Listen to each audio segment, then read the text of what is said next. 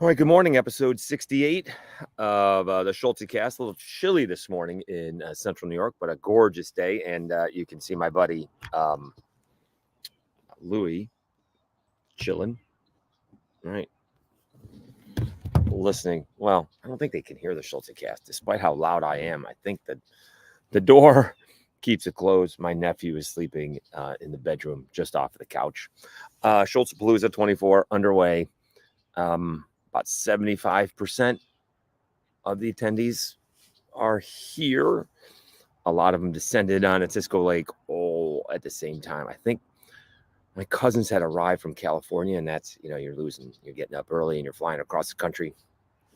And I think my cousin's husband was sleeping, and my second cousin was sleeping, and like 8 people descended on them all at the same time. I picked up one cousin and my niece and my aunt, and my mother were in the car, and then my brother and his wife and another daughter showed up. So I had one daughter, he had the other one. And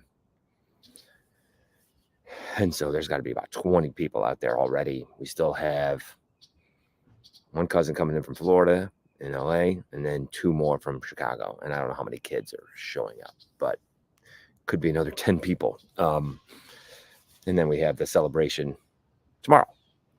So we are all ice creamed out. I'll tell you that. We had one birthday. My aunt's birthday was Sunday, where we won $145 at the casino. And my birthday will be celebrated before we leave on Saturday. But we have a big thing on Wednesday and then another celebration on Thursday. People are leaving before Thursday. So it is what it is. Okay. We did do a lockdown Sunbelt. Phil Steele had picked Marshall to finish second in the East, tied for second in the East, actually, with Georgia Southern and JMU. And things have changed between him talking to Charles Huff and publishing is, sometimes going to happen. But Mitch Griffiths decided to call it a career. So we'll see how that affects, going forward. They don't necessarily have the quarterback that they thought they were going to get to begin with. Back to Acadiana. The first card to fall, so to speak, Maya Davis. No surprise. Committing and officially saying she's going to Texas Tech. Again, we thank her for her service, if you want to say, for her play. Sunbelt Player of the Year, really led the Cajuns in many ways, offensively and defensively over the last couple of years. She's going to be missed. There's no, sugarcoating it. But I implore her, if she already hasn't, and it's too late if she hasn't, whatever money she was promised, I hope she got it in writing. That's all I'm saying. All right. Not one of those, we'll sign up and then we'll give you the money. I mean, I think that's probably, on the people giving the money, but here's what you're getting once you sign, basically. And we'll see if Chloe and Lauren Allred also go there. Now, I could say all I want about Texas Tech being one of the worst Power 5 softball programs in America. If Jerry Glasgow does turn this around with about a half a dozen Cajuns, it'll be one of the best coaching jobs in America, next year. However, if in a couple years they're not still in a regional, it will have been a huge mistake. We're going to find out, and we talked about the Houston quarterback. Is it Donovan Smith? I got to figure that out. That's a me problem. I get things in my head and I can't get them out. Let me see here. Chris Gordy. It's the easiest way to do it because he tweeted it out, talking to the Houston quarterback, and your prompt here it is. It is Donovan Smith. Okay, not Donovan Mitchell. All right, Donovan Smith. Because if he's the guy, and Zion Chris was promised a certain amount of money, and that certain amount of money ends up being about 10% of what he was promised, which is still a lot of money, but not what it was, and then you're not playing. Now, in this case, I don't think that will be the case in softball, and Maya Davis is going to play in center field. But the idea is if Jerry Glasgow can't turn this around in a couple of seasons, it's going to be a bad decision. Like my guy up here, I don't know. Judah Mintz, they just had the NBA draft, and I mean, he improved tremendously from one year to the next.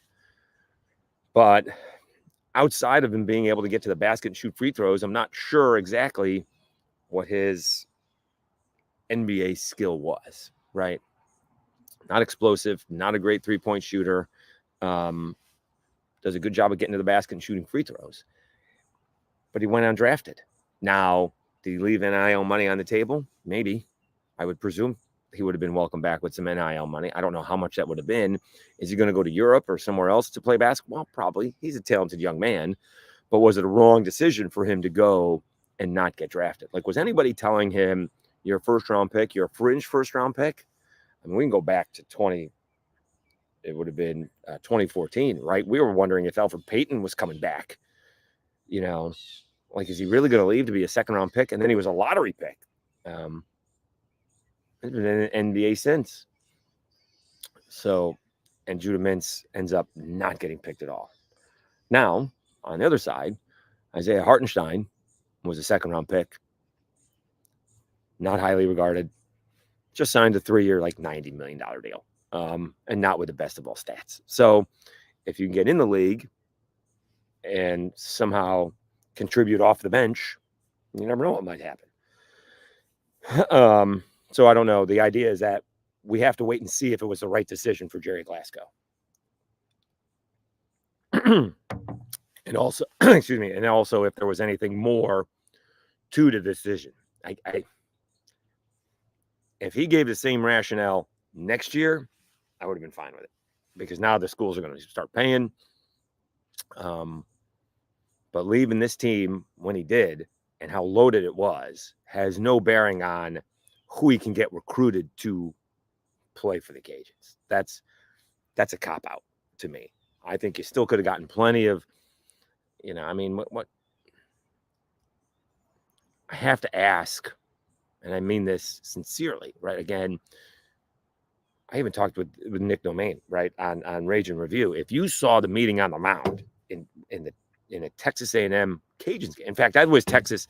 There was actually A&M in Texas, and you saw all these guys, and you see they're towering over the manager, which would have been Slosh, or the pitching coach, and they're all 6'3", 6'4", except maybe the shortstop or the second baseman. All of them were huge, right? The Cajuns guys are all, they're 6 foot. They're well put together, but they're all 6 foot, right? Whether it's first baseman, first baseman maybe 6'3", but lanky, right? Taylor, DeBarge is short, right? They're all kind of like 6 foot, 200 pounds. These guys are like, 6'3", 225. And the same thing is when it comes to the Cajuns and the softball players. You just check them out.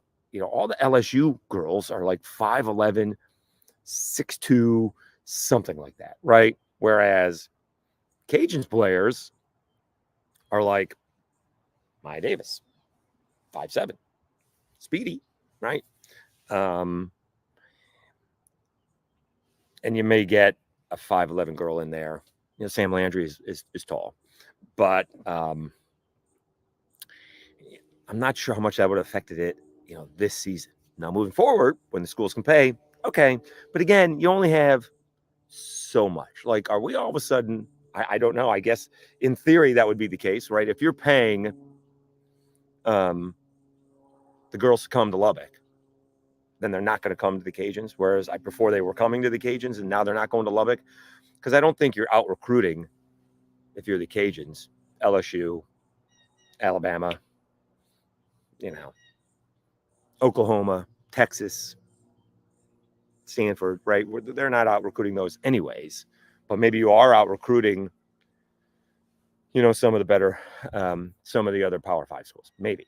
But again, that would have been moving forward, like following next season. So I don't know if we'll ever get to the bottom line. I still don't know if have they even announced. Let me see here. Jerry Glasgow press conference. I don't know if I have not seen that.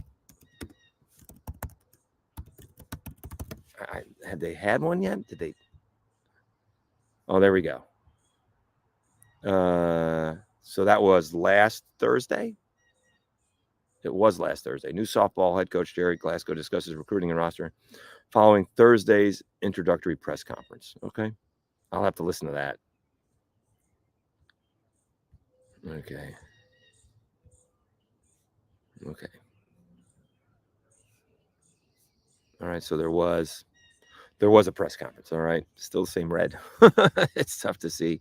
It's tough to, we do wish him all the best of luck. All right. There's no ill will. All right. I'm just not sure it was the best. I could look at it the other way, right? It's better to leave too soon than too late. Is that the Belichick way? You're cutting the players beforehand too soon rather than too late.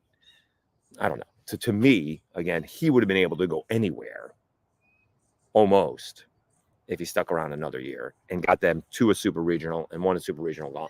That's the way I would have seen it. But so I don't know. Okay. It is episode, where are we? 68 for the Schultze cast. The niece actually got up and went to Planet Fitness, and hopefully we'll be back before I go to Orange Theory. So we did join the Y, and for 3 or 4 days, I got the fee waived, but I still paid the monthly rate. It ends up being like $10 a visit, so that's fine. Actually, less. 1, 2, 3, 4, 5, 6. So that's that. I'll be there 6 times. You get 2 for free, but if you tack those in, I was going to try to go to the Y this morning, but between walking the dog, coming back and doing this, and then going, no, it would have been walking the dog, going to the Y, coming back and doing this, and then going to Orange Theory. It was kind of tight. Like I would have had to walk the dog at 6:30, and I don't think the dog was up. I don't think Louis was up. I think when he heard me get up, he woke up because he did one of those. He does a stretch right afterward. He usually comes running, but he did a little stretch. So it would have been tight. So we'll just head to Orange Theory. She's got 20 minutes. She left around 7:30. All right, NBA free agency. Still waiting for the big ball to drop, if you will, for the Pelicans, although they did get DeJounte Murray. They still need some help inside. I guess they re-signed Cody Zeller, right? Because right now, let's see, what was the starting lineup last year, right? CJ, Brandon, Zion, Herb, and Jonas. Now you have, well, you can keep Brandon in there. Right now you have, well, so you don't have a center right now. That's the only thing. So it'd be Murray, CJ, Brandon, Zion, and who? Right? You're awfully small if it's Herb. And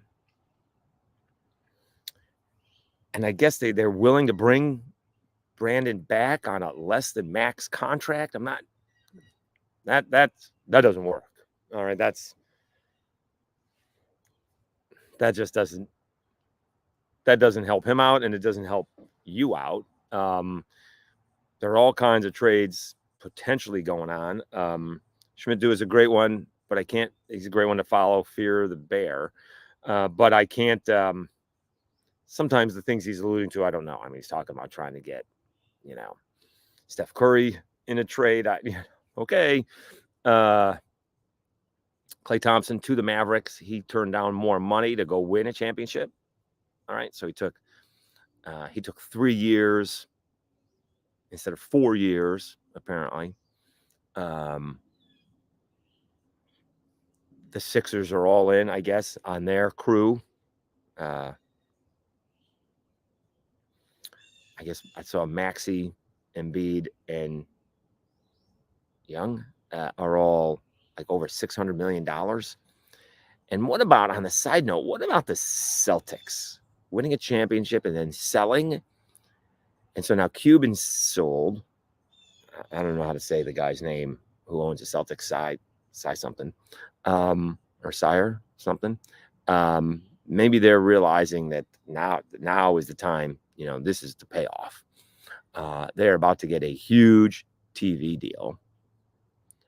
I'm trying to figure out the cost of doing business. I don't understand that, because if you're paying money based on the TV deal, you're not really losing money, right? It's going to get more expensive to pay the players, but that's still coming out of the same pool. I mean, that pool gets deeper, if you will. You're not losing more money. I think the players get more money percentage wise in the NBA than they do in the NFL, but it's all tied to the salary cap. It's right. Like, there is a salary cap floor, so to speak, in the NBA. You have to have a certain amount of salary. You have to spend a certain amount of percentage in the NBA compared to, other, like, there's nothing in Major League Baseball. There's no salary cap at the top or the bottom, right? So it's interesting that you do have two teams in the Boston Celtics. Do we have what that was worth? I didn't see anybody saying what the Boston Celtics worth. I don't know. 5.1 billion. 5 billion. So it's Wick Grousbeck. And I think let's see here. NBA champion Boston to be put up for sale. This is off of Forbes. I don't know or Fortune. I'm sorry. Valuation hits 5 billion. I got to subscribe. I want to know what they bought it for. Let's see here. Boston Celtics majority owner. See if I can get on Sports Illustrated. It's going to say how much he bought it for.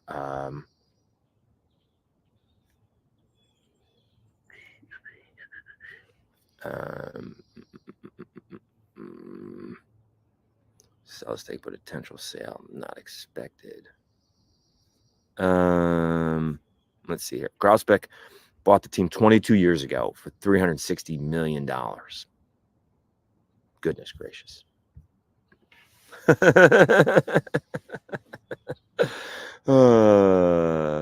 Goodness gracious. So we'll see if anything falls elsewhere for the Pelicans. In the Brandon Ingram trade, I didn't see anything else too much overnight is my issue. So we'll see. But you do have some teams that are not, going to compete in the NBA West, right? It's,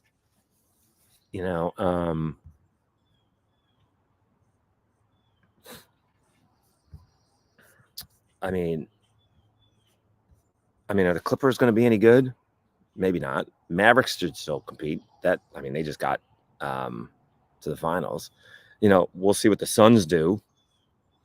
The Lakers probably not. The Warriors, they got in to the play-in, but that was it. We think the Rockets will probably be better. Here's the deal. You have 10 teams in the West, including the Pelicans. But then you have the Spurs, who could be better, the Grizzlies, who could be better, and the Rockets, who would be better. So that's 3 more teams. The Warriors probably won't make the playoffs. All right, we'll see if the Lakers actually make the playoffs. Are the Clippers going to make the playoffs? So you have those 3 teams that could replace the other 3 teams, right? The Thunder still look pretty good, although I think they severely overpaid for Hartenstein, but, we'll see. The Nuggets kind of are breaking up, right? They're losing some pieces. I think Caldwell Pope signed somewhere else.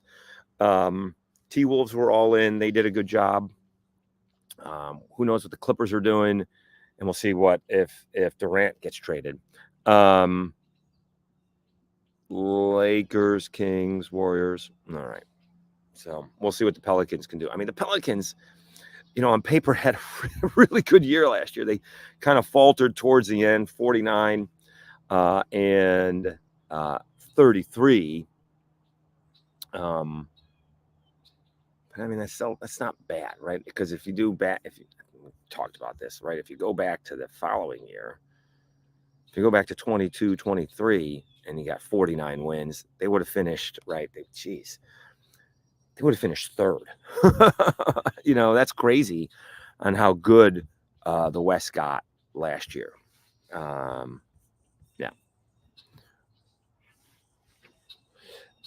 Would have finished really well. So We shall see how that goes. Because I kind of feel like that window has passed. If you get the Rockets and the Spurs and the Grizzlies come back, and you got the Thunder and the T-Wolves, where do the Pelicans fit in there? And hopefully they make a trade and are ready to go. Because I think we're going to get a little bit disappointed on the I think we're going to get a little bit disappointed with the Saints is the problem. We'll see. Again, that Saints season may be over by the time the Pelicans tip it off. What's the Saints schedule? It's not easy to begin with, right? The Saints schedule ain't easy. You get the Panthers. I mean, you got to win that one. That's at home, right? Then week 2 is at the Cowboys. You're not going to be favored in that. That's 1-1. You get the Eagles at home. Probably won't be favored in that. That could be 1-2. Then you're at the Falcons. Unless the Falcons are falconing, that could be 1-3. And then you're at the Chiefs and you're 1-4. And the preseason NBA is underway. You get Tampa Bay at home. Can you win that? That's 2-4. You get the Broncos on a short week. You could be 3-4. And then, then you're at the Chargers, where one would think the Chargers would be favored, but who knows? Who knows what's happening there? So, I mean, the big game. What's a big game for the Saints? The big game for the Saints to be viable is, can you beat the Eagles at home? Or you got to split. That's the thing. You got to split between the Eagles and the Falcons. You got to win one of those 2 ball games, because then you could be one of the Chiefs and you'll be, 2-3, and then you beat Tampa Bay and you're 3-3. And then if you beat the Broncos, you're 4-3. That's where the whole the whole season kind of turns. Can you split between the Eagles and the Falcons? Are the Falcons better because of Kirk Cousins? Is he healthy and raring to go? And is that defense still as good as it was last year? And, have the Eagles figured out what their issues were towards the end of the season last year, where they just sort of fell apart, but decided to bring the coach back because he had him in the Super Bowl the year before. So we shall see.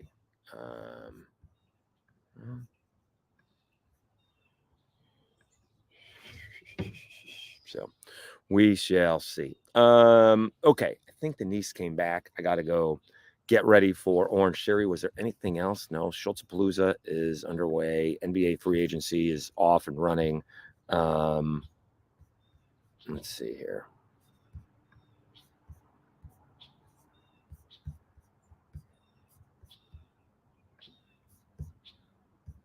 Why can't I find me? All right. For now. All right. We're good. Hopefully we'll be able to do these. Again, it's easier to do them outside where I am not as loud inside. Doesn't matter how many doors you close inside the house. When I'm inside, I'm a little loud, but now that I'm outside, I don't think my nephew can hear me, and he likes to sleep in. And when I mean sleep in, I'm talking like 10 or 11. But he's got sisters. His father will probably be over here, and mother will be over here. Somewhat early this morning, we'll get it going, and Schultzapalooza will be in full swing this afternoon. All right. Thanks so much for tuning in. We will have another Locked On Sunbelt. We're so close to 1,300 subscribers over there. So thank you so much. Really appreciate it. Have a great week, and this holiday is coming up. So hopefully everyone is enjoying themselves. Thank you so much. Have a great one.